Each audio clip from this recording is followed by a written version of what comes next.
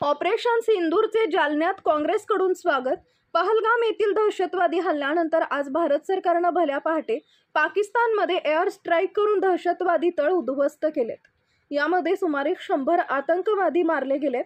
या ऑपरेशन सिंदूरचं जालन्यात काँग्रेस पक्षाने स्वागत केलं असून फटाके फोडून जल्लोष करण्यात आलाय। पहलगाम इथं दहशतवाद्यांनी हल्ला केला होता, त्यात 26 हिंदू कुटुंबातील पर्यटकांना ठार मारलं होतं।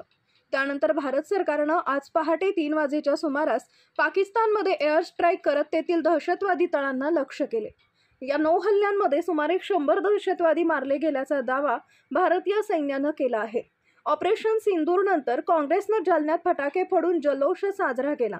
यावेळी आमदार कैलास गोरंट्याल, खासदार कल्याण काळे यांच्यासह काँग्रेस पदाधिकारी उपस्थित होते। महिन्यामध्ये पहलगाममध्ये जे निर्दोष लोकांची हत्या पाकिस्तानी समर्थकांनी जे केली त्याचा बदला म्हणून काल रात्री आपल्या भारतीय सेनाने ऑपरेशन सिंदूर या नावाखाली जेवढे दहशतवादी अड्डे होते त्यांना वर एअर स्ट्राईक करून 90 ते 100 आतंकवादी मारलं।